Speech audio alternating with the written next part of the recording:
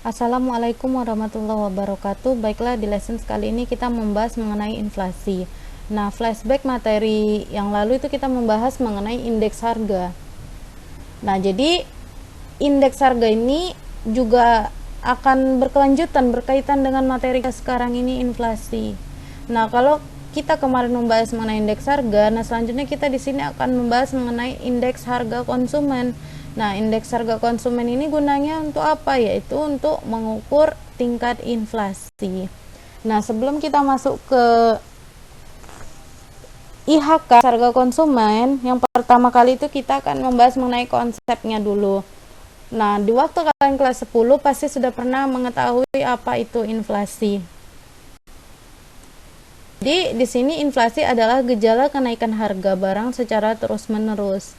Nah, jadi setiap kenaikan harga barang secara terus-menerus itu dikatakan inflasi. Nah, suatu gejala dikatakan inflasi itu nanti ada syarat-syarat utamanya lagi. Nah, nanti akan kita bahas di slide selanjutnya. Ini yang pertama itu ada 3 komponen utama dalam inflasi. Nah, di sini komponen pertama itu ada kenaikan harga. Harga suatu komoditas dikatakan naik jika menjadi lebih tinggi daripada harga periode berikutnya. Komoditas ini apa? Nah, jadi komoditas ini adalah barang. Wujud barang yang diperdagangkan atau yang diperjualbelikan. Nah, di sini dikatakan bahwa komponen pertama itu ada kenaikan harga, dikatakan naik jika menjadi lebih tinggi daripada harga periode berikutnya, artinya mengalami kenaikan harga. Nah, yang kedua di sini dikatakan inflasi itu pertama itu kenaikan harga, yang kedua adalah bersifat umum. Kenaikan harga suatu komoditas belum dapat dikatakan berdampak inflasi jika kenaikan tersebut tidak menyebabkan harga secara umum naik. Nah, jadi seperti yang saya bilang sebelumnya, tidak semua kenaikan itu bisa dikatakan dengan inflasi. Nah, ini adalah 3 komponen dasar suatu gejala itu dikatakan inflasi. Nah, ini tadi bersifat umum. Nah, jadi ketika suatu barang itu tidak menyebabkan harga secara umum naik, artinya harga secara keseluruhan. Nah, maka ini belum bisa dikatakan dengan inflasi atau dia bersifat umum. Contohnya itu misalkan kalau mau lebaran, nah misal mau Idul Fitri, itu kan biasa harga daging naik. Nah, itu kan menyeluruh. Nah, kemudian harga cabai, kemudian harga cabai bawang, daging ayam, itu kan secara langsung drastis naik. Nah, jadi ini dia dikatakan bahwa kenaikan harga komoditas itu belum dapat dikatakan berdampak inflasi jika kenaikan tersebut tidak menyebabkan harga secara umum naik. Nah, jadi kalau seperti yang saya contohkan tadi, kalau mau lebaran itu kan pada naik semua ya, daging, cabai bawang. Nah, itu kan secara umum naik drastis. Nah, itu baru bisa dikatakan inflasi. Nah, jadi kalau dia belum bersifat umum atau dia masih mengalami kenaikan hanya sebagian, nah itu tadi belum bisa dikatakan dengan inflasi. Nah, yang komponen kedua ini udah. Selanjutnya yang ketiga ini berlangsung secara terus-menerus. Nah, tadi kan katanya bahwa komponen utama dikatakan inflasi itu jika bersifat umum. Nah, setelah bersifat umum ada kriterianya lagi, yaitu kenaikan yang bersifat umum juga belum akan menimbulkan inflasi jika terjadinya hanya sesaat. Oleh karena itu, perhitungan inflasi dilakukan rentang waktu minimal bulanan. Nah, contohnya di sini seperti misalkan ayam. Nah, ayam itu kan tadi karena mau Idul Fitri, nah maka dia sudah masuk kriteria bersifat umum ya, karena naik secara keseluruhan. Nah, ada pengecualian walaupun dia sudah bersifat umum, tapi misalkan kenaikan itu hanya berlangsung misalkan hanya 1 hari. Nah, kalau misalkan hanya 1 hari, maka itu belum bisa dikatakan inflasi karena dia tidak bersifat berlangsung secara terus-menerus. Nah, rentang waktunya itu adalah minimal bulanan atau minimal 1 bulan. Nah, jadi di sini tiga komponen utama dalam inflasi ini bisa dikatakan inflasi adalah kenaikan harganya, bersifat umum. Nah, yang terakhir itu dia berlangsung secara terus-menerus. Nah, jadi tiga komponen ini adalah dasar dimana telah terjadi inflasi. Nah, di sini yang perlu kalian pahami keywordnya yaitu untuk mengukur perubahan inflasi dari waktu ke waktu pada umumnya dipergunakan angka indeks. Nah, sebelumnya kan kita sudah belajar yang pertama itu indeks harga. Nah, di sini kita akan yang kedua mengenai indeks harga konsumen. Nah, di sini ada jenis-jenis inflasi. Nah, di sini secara umum inflasi dibagi menjadi dua, yaitu inflasi inti dan inflasi non-inti. Nah, di sini ada inflasi inti atau core inflation, yaitu inflasi yang dipengaruhi oleh faktor fundamental seperti interaksi permintaan penawaran, lingkungan eksternal, perkiraan masa depan, nilai tukar. Nah, kemudian di sini ada inflasi non-inti. Nah, di sini inflasi non-inti yaitu ada inflasi volatile food, yaitu inflasi yang dipengaruhi tekanan dalam kelompok makanan seperti panen, gangguan alam, gangguan penyakit. Nah, kok bisa sih faktor-faktor ini menyebabkan inflasi? Iya, contohnya misalkan terjadi gagal panen. Misalkan ini mau panen padi. Nah, karena misalkan ada gangguan alam, nah hasil panen padi yang dihasilkan itu produksinya tidak bagus. Nah, karena tidak bagus tadi, otomatis yang bagus itu akan langka ya. Nah, jadi di sini kan inflasi dan kelangkaan itu berkaitan. Nah, ketika misalkan beras bagus itu produksinya sedikit, nah, karena faktor gangguan alam tadi kan hasil panennya kurang bagus. Nah, otomatis akan mengalami kenaikan harga atau mengalami inflasi. Nah, kemudian gangguan penyakit. Gangguan penyakit ini banyak ya, misalkan panen kebun jeruk nih karena adanya gangguan penyakit atau hama. Nah, hasil panen jeruk itu tidak bagus. Nah, untuk menemukan jeruk-jeruk yang berkualitas itu mulai langka, maka muncullah inflasi atau kenaikan selama terjadi gangguan penyakit. Kan nggak mungkin gangguan penyakit ini cuma terjadi hanya satu hari. Nah, pasti secara terus-menerus. Nah, ini bisa dikatakan dengan inflasi. Nah, kemudian di sini ada inflasi administered price, yaitu inflasi yang dipengaruhi tekanan berupa kebijakan harga pemerintah seperti harga BBM, tarif listrik, tarif angkutan. Nah, kalau yang di atas tadi ini kan dia inflasinya ini terjadi karena adanya gagal panen, gangguan alam, gangguan penyakit. Nah, yang seperti ini kalian sudah tahu pasti. Nah, kalau yang poin kedua ini inflasinya ini didasarkan itu karena adanya kebijakan dari pemerintah sendiri seperti kenaikan harga BBM, kenaikan tarif listrik, kenaikan tarif angkutan, dan lain-lain. Ini adalah jenis-jenis inflasi. Nah, kemudian di sini inflasi sendiri berdasarkan tingkatannya itu ada inflasi ringan, sedang, berat, dan hyperinflasi atau inflasi tak terkendali. Nah, sebelumnya itu kan kita sudah menghitung. Kalian sudah menghitung indeks harga, ada besarannya 130. Nah, berarti kan itu kan yang dihitung angka setelah 100, berarti mengalami kenaikan 30%. Nah, 30% itu kategori mana? 30% itu termasuk kategori inflasi sedang atau kenaikan harga di antara 10% sampai 30% dalam setahun. Nah, misalkan dia di atas 30%, maka masuk kategori inflasi berat. Nah, ini adalah dasar untuk menyimpulkan hasil persentasenya nanti. Nah, kemudian di sini inflasi ini terbagi menjadi bermacam-macam. Yang pertama, inflasi berdasarkan asalnya.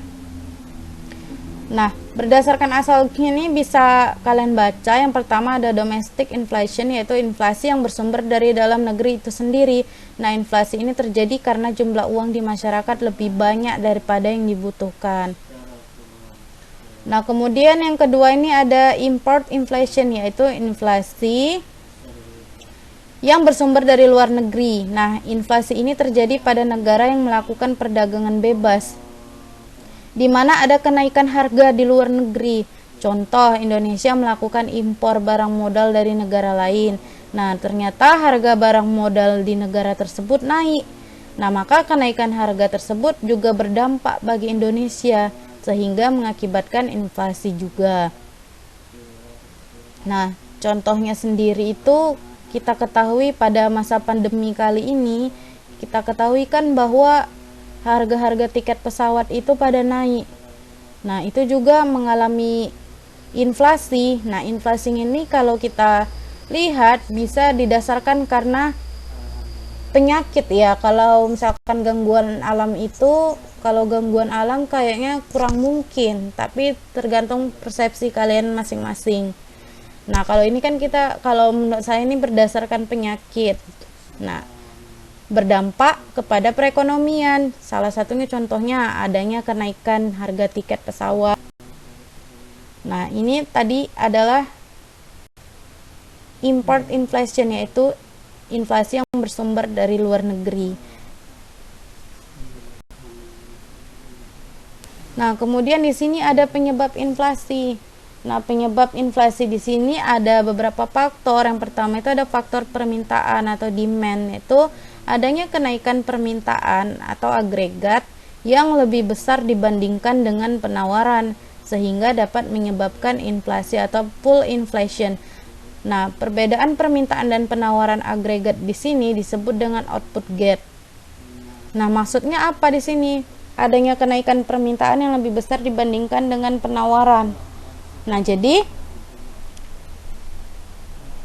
barang yang diminta oleh pembeli itu atau oleh konsumen itu lebih besar, sementara produksi yang dihasilkan oleh produsen itu hanya sedikit, tidak sebanding dengan banyaknya permintaan. Contohnya masker, seperti yang lalu itu kan mengalami inflasi, kenaikan. Karena apa? Karena permintaan masker itu sangat banyak.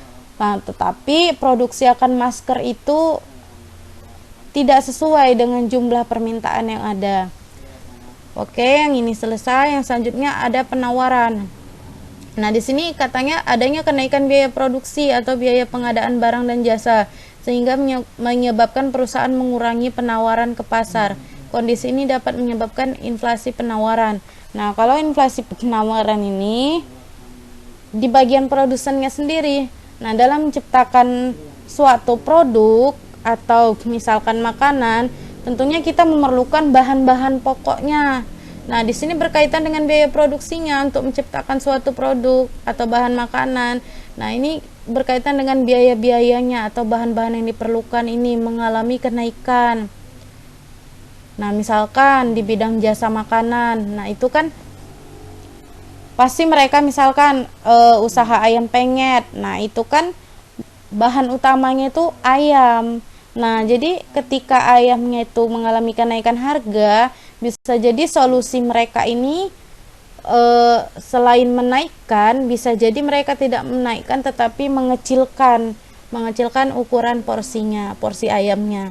Oke, yang selanjutnya itu ada ekspektasi atau perkiraan tentang masa depan, yaitu adanya ekspektasi para pelaku ekonomi tentang perkiraan masa depan. Nah, jadi pengusaha-pengusaha atau pelaku-pelaku ekonomi pasti sebenarnya sudah bisa memprediksi, artinya melakukan perkiraan di masa depan tentang si ekonomi yang akan terjadi, apakah mengalami inflasi atau tidak. Oke, selesai kita membahas mengenai konsep. Yang selanjutnya kita mau menghitung inflasi. Nah, di sini yang pertama itu ada indeks harga konsumen atau IHK.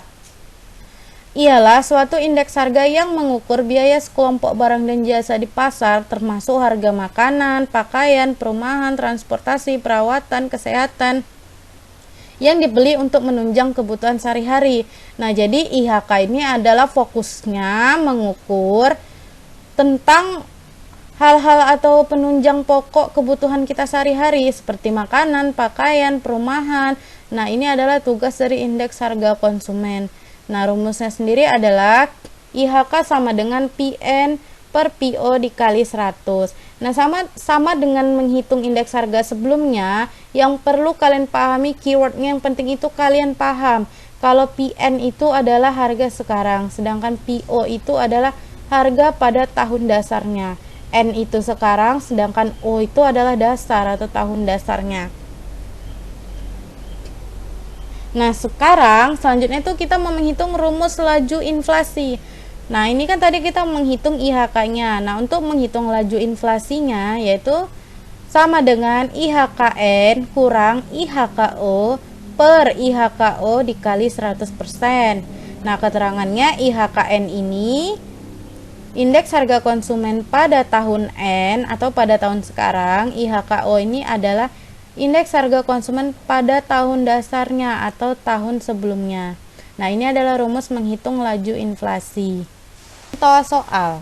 Nah, yang pertama, harga untuk jenis barang tertentu pada tahun 2015 sebesar Rp 20.000 per unit. Sedangkan harga pada tahun dasarnya sebesar 15.000 per unit. Maka indeks harga konsumen pada tahun 2015 dapat dihitung sebagai berikut. Nah, jadi kalian jangan salah rumus. Nah, yang ditanya di sini kan berapakah indeks harga konsumen pada tahun 2015? Maka kita gunakan rumus ini.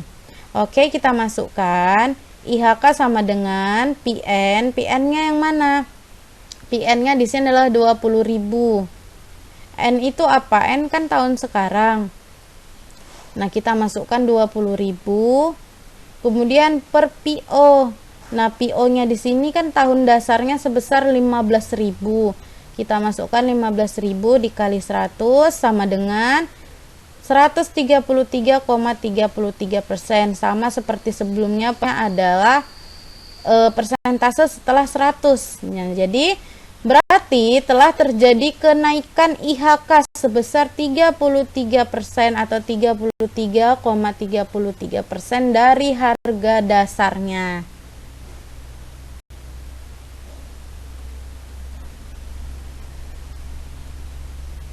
Contoh 2. Nah, di contoh 2 ini, jika IHK tahun 2015 sebesar 33% dan IHK tahun 2014 sebesar 27%, berapakah laju inflasi tahun 2015? Nah, kalau kita lihat di sini, di tahun 2015 atau tahun ke N ini kan sebesar 33%, sementara di tahun dasarnya 2014 mengalami sebesar 27%. Nah, artinya kan mengalami kenaikan dari 2014 ke 2015.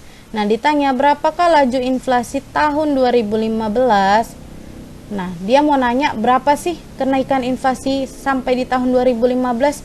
Kalau kita lihat persentasenya dari sini aja memang mengalami kenaikan. Tapi berapa persen? Nah, ini yang mau kita hitung. Nah, rumusnya itu kan ini IHKN dikurang IHKO per IHKO dikali 100%.